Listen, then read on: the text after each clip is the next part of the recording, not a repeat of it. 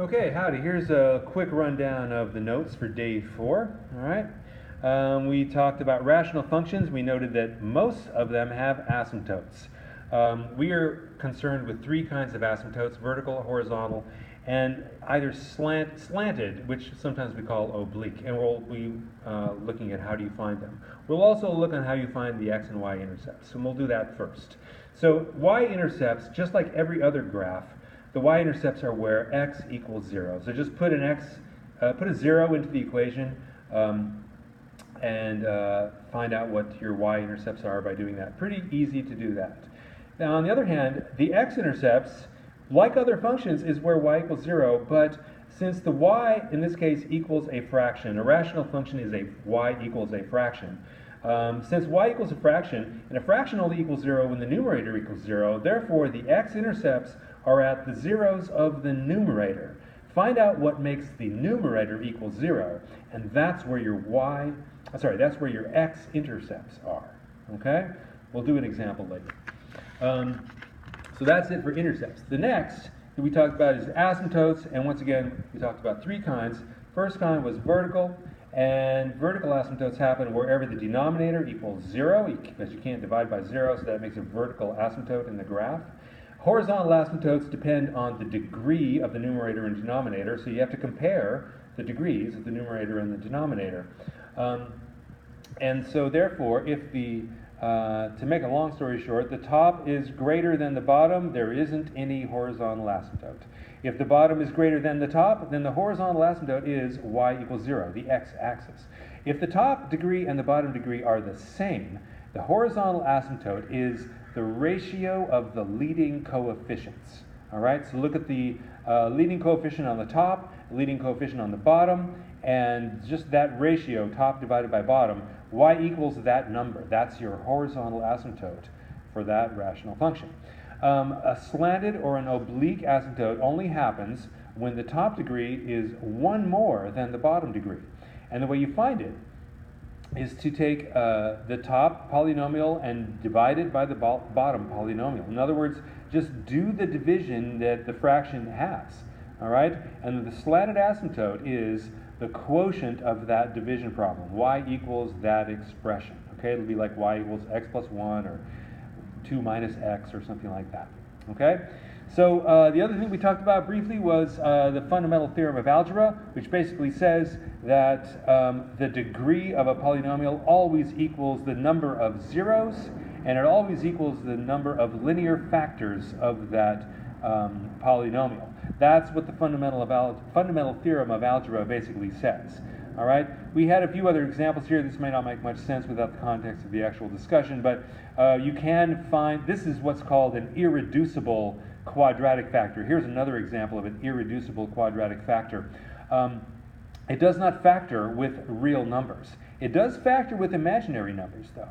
So these irreducible quadratics can be factored into linear factors if you use imaginary numbers. Here was a polynomial that we factored out yesterday, a couple of days ago maybe, and we found out that positive 2 is a 0, therefore x minus 2 is a factor of this, but we also got this x squared plus 4x plus 5 as the irreducible quadratic factor. Well, if we find the zeros of this, we find the zeros are negative 2 plus I and negative 2 minus I for this particular factor. Therefore, the linear factors of this irreducible quadratic factor are x minus each of the zeros, which works out to be x plus 2y times x minus 2 minus I and x, I said it backwards again, x plus 2 minus I, x plus 2 plus I. That's what that works out. You can check out the work there. Another important feature is that complex conjugates always come in pairs. Complex zeros, I should say. Complex zeros always come in pairs. Okay? That's a change that I should make there. Okay?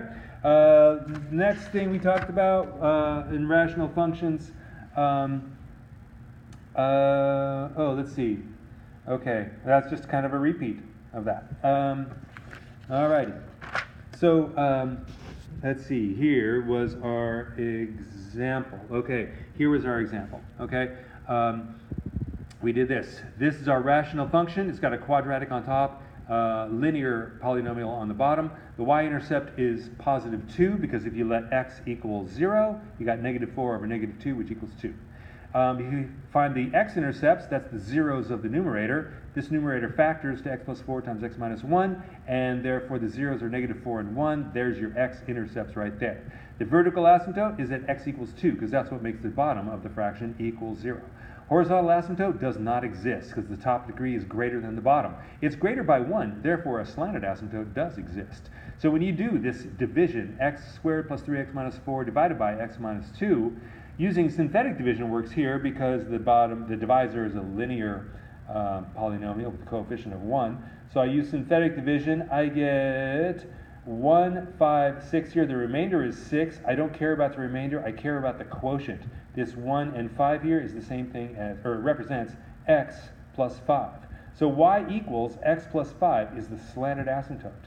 So that's your quotient when you do the division. Okay? That's what the graph looks like. And so that's about it for that. The next thing that we talked about today was expanding binomials. We had a fantastically fun time discovering the pattern in these expansions right here. And then we found that there's another way to find these coefficients, okay, other than this pattern. And they always fit this little formula. Binomial coefficients always are of this form, n over r, which equals n factorial divided by r factorial times n minus r factorial. Here's the definition of factorial very briefly. You might have to look that up. Where n, this value here, is the actual exponent of the expansion, and r changes. R starts with a 0 and goes up by 1s all the way to n. So in our a plus b to the 6th, our coefficients are 6, 0, 6, 1, 6, 2, 6, 3, 6, 4, 6, 5, up to 6, 6. And if you put in these numbers here into this formula, you would get those same coefficients that we found earlier.